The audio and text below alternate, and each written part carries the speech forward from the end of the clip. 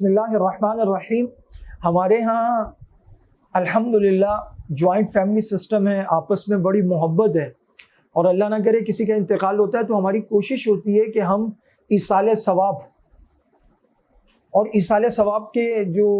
طریقے ہمارے یہاں زیادہ مروج اور رائج ہیں ان میں سے ایک یہ ہے کہ ہم قرآن خوانی کے 30 پاروں کا سیٹ لے کر وہ مسجد میں رکھوا دیتے ہیں۔ آپ یقین کیجئے اسے کوئی بھی نہیں پڑھتا،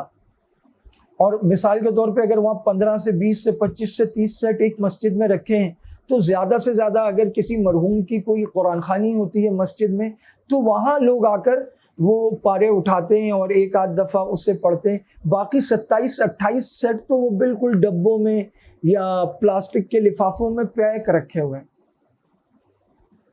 سزوکیاں آتی ہیں محلوں میں، ان میں قرآن شریف اور پارے اور سیٹ ہوتے ہیں، وہ اعلان کرتے ہیں اور وہ یہ بھی کہتے ہیں کہ اپنے مرحومین کے ایصال ثواب کے لیے مسجد میں رکھوا دیں، ہم اٹھا کے رکھوا دیتے ہیں۔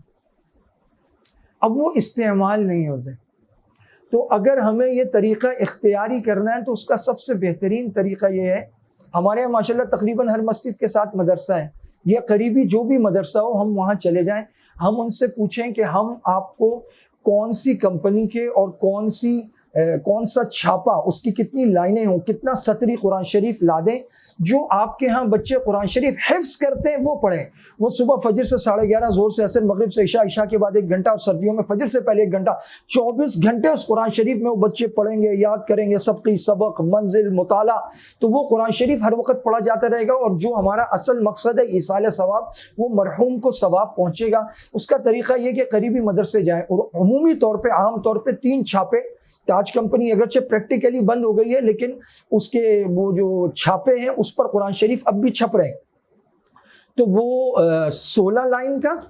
15 لائن کا اور 18 لائن کا، یہ 3 سب سے زیادہ استعمال ہوتے ہیں، اور وہ ایسا پیپر اور ایسا چھاپا ہے کہ جو بچے ہر وقت پڑھتے ہیں تو 2 4 5 گھنٹے 10 گھنٹے روزانہ پڑھنا آسان نہیں ہے، تو وہ ایسا ہے کہ اس پر نظر جم سکتی ہے، ٹھہر جاتی ہے، پھر رات میں جب لائٹ جلتی ہے تو وہ ریفلیکٹ نہیں کرتی، آنکھوں کو نقصان نہیں دیتی۔ اسی طرح نماز،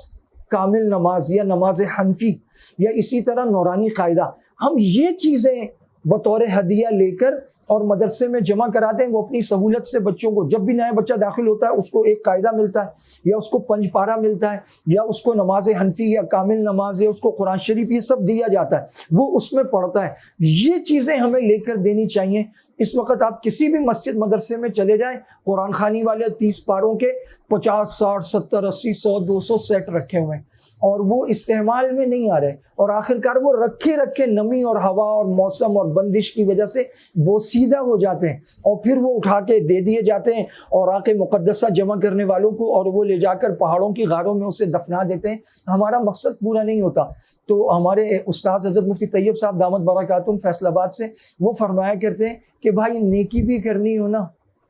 تو پہلے پوچھ لو طریقہ، پھر کرو، اور اللہ نہ کرے کبھی بہت غصہ آ جائے، بہت معاملات اور حالات خراب ہو جائیں، طلاق تک بھی نوبت پہنچ جائے تو خدا را طلاق مت دو، پہلے آ کے عالم دین سے مشورہ کر لو، اس طریقے سے جو سنت طریقہ ہے، صحیح طریقہ ہے، اس طریقے سے کوئی بھی کام کرو گے تو زندگی آسان رہے گی، مشکل نہیں ہوگی۔ وآخر دعوانا ان الحمد للہ رب العالمین۔